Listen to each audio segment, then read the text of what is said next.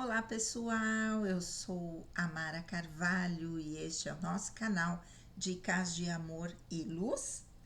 Eu aqui trazendo um texto que foi canalizado por mim no dia 5 de novembro de 2021.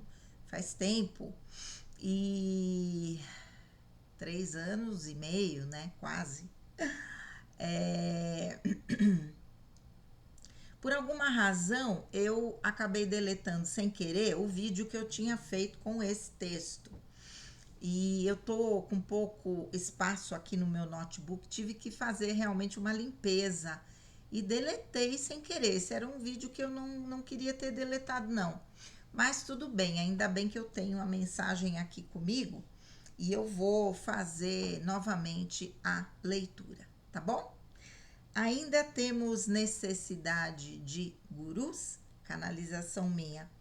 No movimento constante da evolução consciencial das almas encarnadas neste planeta escola, enquanto ainda estávamos nos primórdios da abertura e capacidade de questionar a realidade ao nosso redor, gurus tinham uma função. Mais do que orientadores espirituais, a imagem do guru servia de inspiração para que chegássemos ao modelo exposto por ele em termos de expansão consciencial, de desenvolvimento de virtudes e de mestria pessoal. Entretanto, aquela imagem congelada de uma suposta perfeição nem sempre correspondia à verdadeira realidade. Nesse formato, tivemos, ao longo da história do desenvolvimento espiritual da humanidade, vários santos que, em sua vida humana, se aproximaram desse modelo de perfeição que supostamente tínhamos que seguir para alcançarmos o céu. Algumas biografias enfatizam a luta, o combate entre o bem e o mal, entre o ego e a alma, para que se alcançasse a tal da santidade. Será esse modelo verdadeiramente humano? Será que os conflitos vividos pelos supostos santos nunca puderam ser revelados para que não se manchasse a sua imaculada imagem, aquela que deveria nos guiar para a tão falada e almejada santidade?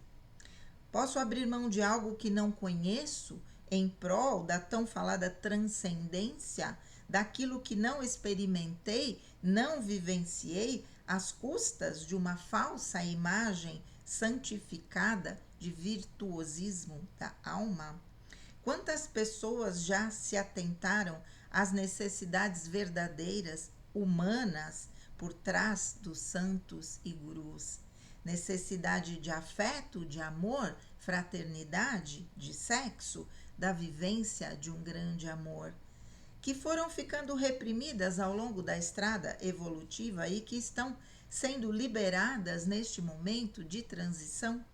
São Francisco, Santa Clara, São João da Cruz, Santa Teresa d'Ávila, complementos divinos com uma missão, um propósito de serem protótipos de um amor espiritual.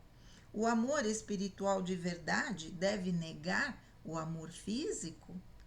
Alguma vez já refletimos sobre quais eram as necessidades mais verdadeiras dessas almas para que fossem integralmente felizes?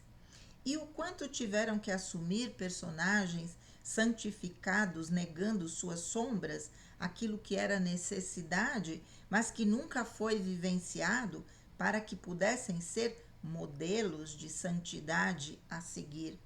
Quantas lágrimas contidas para que não saíssem da formatação santificada, falsificada, que deveria servir de inspiração para os pobres mortais em início de evolução? Talvez naquele momento tudo isso fosse necessário, mas esse modelo cindido de alma e personalidade hoje não funciona mais. Devemos nos espelhar nas pessoas humanas de carne e osso que buscam essa santidade, essa mestria na integração de suas dualidades, de suas sombras, não mais um modelo intocável, irreparável de virtudes falsamente desenvolvidas, mas sentimentos e lágrimas que transbordam da alma e do coração com verdades conscienciais. Quem é o guru de hoje? Quem são os santos de hoje? Fica aqui somente uma reflexão, um questionamento. Qual o farol que devo seguir? Aquele modelo idealizado e inatingível, na maioria das vezes? Ou a verdade da alma que se supera a cada dia, vencendo a si mesma na busca dessa perfeição? Qual o modelo a seguir nesse novo mundo de quinta dimensão? Fica a reflexão. Agora temos cabeças capazes de pensar. Pense. Amor e luz. Gente, eu acho tão profunda essa mensagem. De verdade, de verdade, de verdade. E parece tão atual nesse momento, a gente que está falando aí, né, da questão de, primeiro, da integração das nossas dualidades, que é talvez um processo eterno, né? Desde que o homem está aqui na Terra, a necessidade disso provavelmente acontece, tanto lá atrás, na vida dos santos, quanto hoje, nesse momento quase adentrando uma quinta dimensão. Esses modelos idealizados de santidade falsificada, máscaras que se usavam, não é? E que se usam até hoje, já não podem servir de referência para nós, porque esses modelos, por mais que trouxessem um caminho a seguir, não eram modelos em quem a gente pudesse se identificar verdadeiramente, porque estavam tão lá em cima que nos colocavam numa posição de inferioridade o tempo todo, não é? E a partir de um determinado momento na história da humanidade, começaram a surgir pessoas humanamente santificadas, porque estavam em busca da sua compreensão, do seu conhecimento, né, do seu autoconhecimento, do seu desenvolvimento, de se melhorar, mas sem esse ideal de perfeição inatingível, como diz essa canalização. Não há a necessidade, ou não devemos ter necessidade de nos guiarmos por algo que humanamente é inatingível. A gente tem falado aqui em vários vídeos o quanto a perfeição, ela é uma meta, ela é um farol, na verdade, que é inatingível, mas ela continua sendo um farol, a gente vai seguindo. Mas imaginar que essas pessoas que personificaram esses santos, esses gurus, não tinham um lado humano que, para poderem manter essa máscara de perfeição, reprimiram todos os seus lados de vulnerabilidades, de necessidades humanas. Imaginar que eles não tinham isso é retirar deles a condição humana. E se não são humanos, não podem servir de referência para nós. Vocês concordam? Como é que eu vou me identificar com algo que eu não consigo enxergar neles nenhum lado semelhante ao meu? Eu preciso ter algo em que me identificar, um aspecto da sua humanidade com o qual eu possa me identificar. Quando a gente lê livros sobre a vida dos santos, obviamente ali dentro a gente vai encontrar aquela batalha entre o ego e a alma, entre o bem e o mal. Mas alguns livros, a imagem idealizada que se passa para quem não tem a curiosidade de ler livros sobre a vida dos santos, e eu li vários durante o meu processo de emergência espiritual, vários. E ali a gente encontra essa humanidade, mas quem não lê vai simplesmente ficar com a imagem idealizada, com a imagem que se vende para que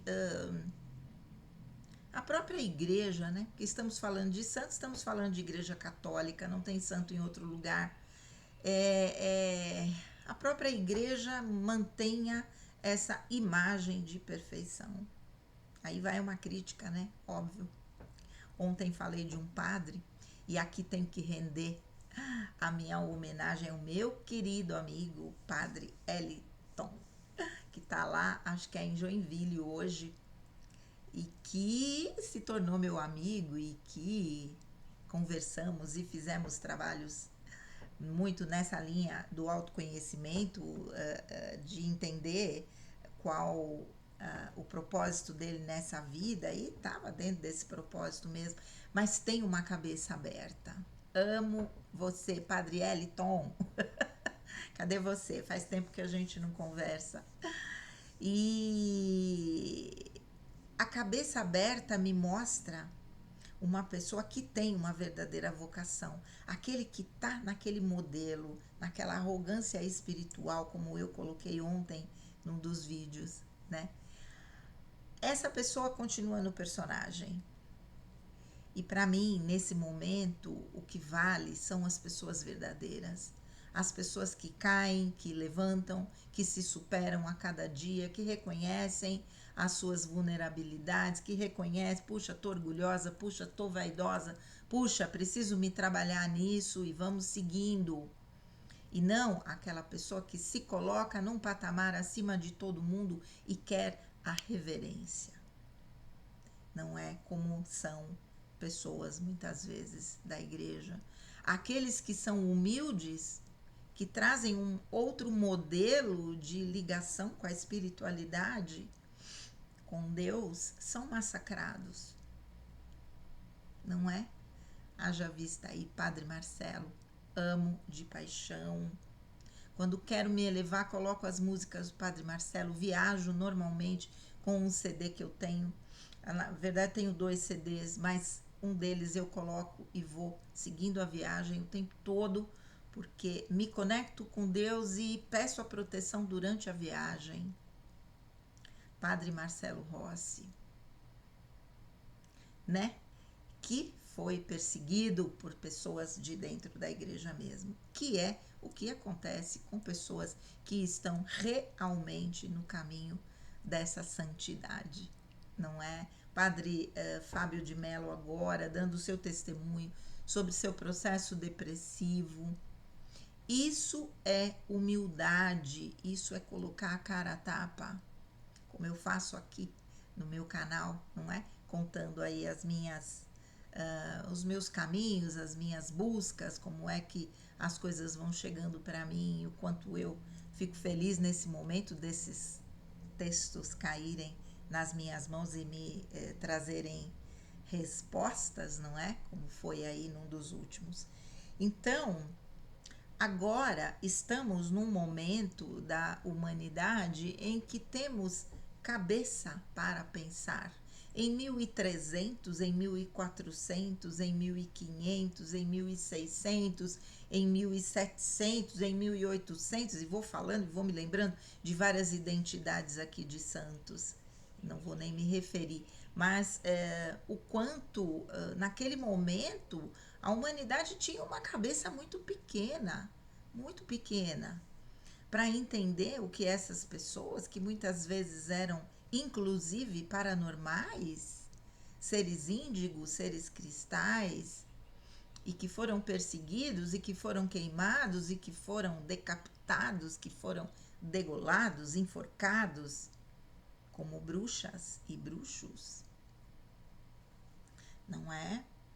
Na minha trajetória, dentro do meu processo de emergência espiritual, a lembrança, a vivência de outra vida que mais me impactou foi a vivência que eu tive de uma vida onde eu morri na fogueira. Onde eu vi que eu morri pela inalação da fumaça, e talvez eu traga reflexo nessa asma que eu trago até hoje, ainda por conta disso, e não pelo fogo propriamente, mas a revivência daquela situação me fez perder em 3 horas revivendo aquilo no meu corpo. Uma loucura, uma loucura. Vocês não têm ideia. 2 quilos da noite pro dia, pesados na balança. Então, foram momentos de intensa transformação, mas que também tinham a ver com transmutações da minha mônada, identidades da minha mônada que eu trazia para mim e transmutava, não é? Então, gente, é isso. Quem são os gurus de hoje? Quem são os gurus de hoje? Aqueles que não conseguem olhar no seu olho porque sabem que você, que tem um grauzinho de paranormalidade, olhando no olho do outro, vai captar aquilo, se é verdade ou não, como aconteceu com a Paola. Por isso eu estou fazendo a leitura desse texto novamente. Não é? Quem são os gurus? Como você chega numa denominação de guru? O que tem que acontecer com você para você ser essa pessoa intitulada um guru? Guru é aquele que mostra o caminho? Quantos gurus a gente tem anônimos? Quantos gurus a gente sabe que tem processos na justiça de pedofilia, de abuso? Quantos? Não vou nem citar nomes aqui. Casos não tão antigos, recentes. Então, e não só, né? Em todas as igrejas, em todas as religiões temos casos assim.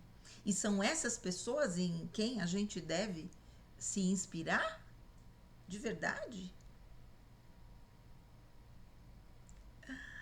Eu me nego. Eu me recuso a me guiar por alguém que de verdade só tem uma máscara, não é?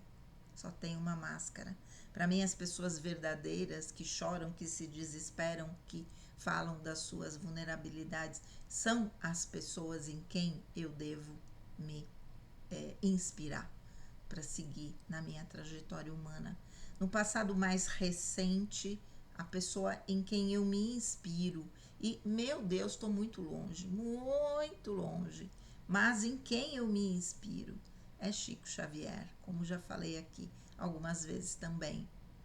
Não é? Pessoa que se comunicou comigo no dia do meu vestibular para psicologia, dizendo: você tem uma missão. E tinha mesmo e não sabia, não é? É isso, gente. Ainda temos necessidade de gurus? Pensem, porque hoje nós temos cabeça para pensar. Um grande beijo, fiquem com Deus e namastê.